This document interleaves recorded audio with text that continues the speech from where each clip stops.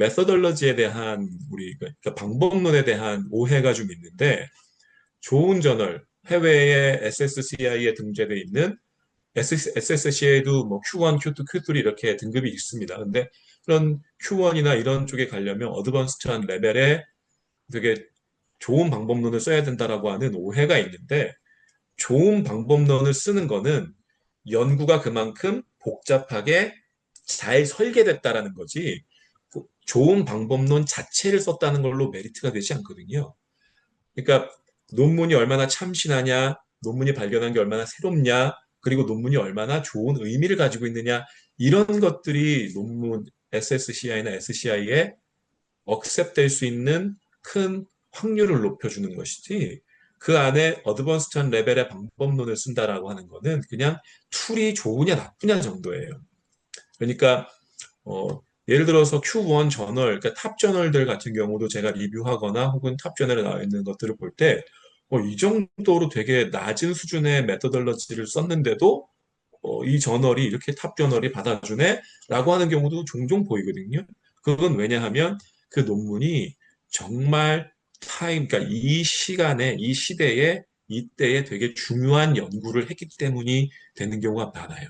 그러니까 어드밴스드 레벨이 나쁘다 좋다 뭐 이걸 꼭 써야 된다 말아야 된다 이런 얘기가 아니라 연구가 가지고 있는 의의에 맞춰서 내 논문의 그 연구 결과를 뒷받침하기 위해서 이 정도 수준의 방법론은 돼야 연구가 되게 그러니까 우리 영어식 표현은 리거러스 하다라고 표현을 하거든요. 되게 모든 저널에서 다들 리거러스 하다라고 표현을 하는데 리거러스 하다라고 그러니까 되게 그러니까 요즘 그러니까 젊은 분들이 많이 얘기하는 빡세게 좋게 만드는 그런 방법론인 거예요. 그러니까 어드밴스드 레벨의 방법론은 내 연구를 더 잘 만들어주는 거지 그것 자체가 논문의 참신성이 된다거나 그것 자체가 논문에 의미를 주진 않아요.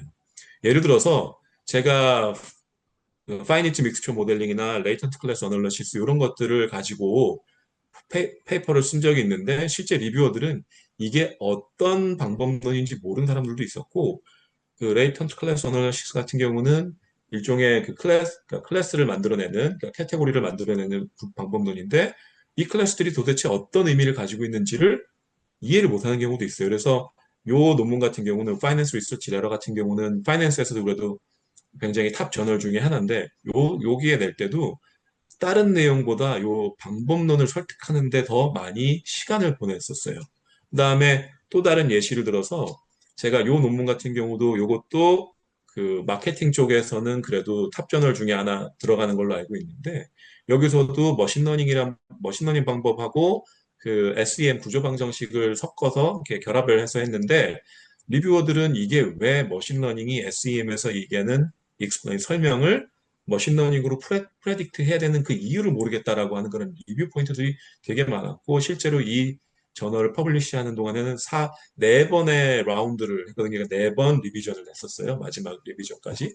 그러니까 그렇게 계속 리뷰어를 설득을 해야 되는 과정도 필요했었고 또 하나 요 논문 같은 경우는 그 내추럴 랭귀지 모델링하고 역시나 구조 방정식을 결합을 해서 논문을 썼던 건데 이것도 하스피탈리티 그러니까 관광 호텔 경영 쪽에서는 탑 저널로 알고 있어요. 그런데 여기서도 리뷰어들이 뭐 실제로 내추럴 랭귀지 모델링을 잘 모르는 경우도 있고 또 내추럴 랭귀지 프로세스를 써가지고 이게 도대체 무슨 의미인지 이게 학술적으로 무슨 의미인지 이해를 못하는 경우가 있었어서 그거를 설득해가는 과정이 되게 오래 걸렸었어요. 이것도 라운드를 세 번을 거쳤어요. 세 번의 리비전을 제출하고 억셉이 됐었거든요. 그러니까 요런 아무리 어드밴스드한 레벨을 쓴다고 하더라도 리뷰어가 이해를 못한다거나 에디터가 이해를 못한다거나 혹은 그게 학술적 의의를 추가하지 못하면 리젝이 되거나 리비전 기간 동안 굉장히 많은 그러니까 그 장애물을 겪을 수가 있어요. 그러니까 오롯이 어드밴스드한 레벨만이 나의 논문을 퍼블리시하게 해줄 거야라고 하는 오해는 일단은 하지 않는 게 좋고요. 또한 학계마다 주요 방법론이 굉장히 다르기도 해요. 그러니까 사이코메트릭을 사용하는 심리학 쪽 같은 경우는 스케일 중심, 서베이 중심이 굉장히 그런 것들을 더 좋아하고 인덱스를 통한 발견에 크게 흥미가 없죠. 그러나 에코노메트릭스 같은 경우로 가면 인덱스 중심이나 인덱스 중심으로 가고 서베이를 사용하는 거나 스케일을 쓰게 되면 이거에 대한 밸러더티 이슈를 많이 가지고 오면서 특히나 밸러더티 이슈, 그러니까 타당성 이슈를 많이 가지고 오면서 또 어떤 이슈를 많이 가져오게 되냐면 엔도제네이티, 그러니까 내생성 문제를 굉장히 많이 제기를 해요. 에코노메트릭스로 가게 되면. 그러면 결국 인덱스를 사용하는 때 나오는 그 내생성이 많이 해결된 부분과 서베이를 썼을 때 발생하게 되는 내생성 문제 이런 것들을 굉장히 많이 제기하기 때문에 에코노메트릭스에 맞춰진 방법론이 오히려 낫다. 그리고 실험을 하시는 분들은 오히려 비모수 검정을 훨씬 좋아하시죠.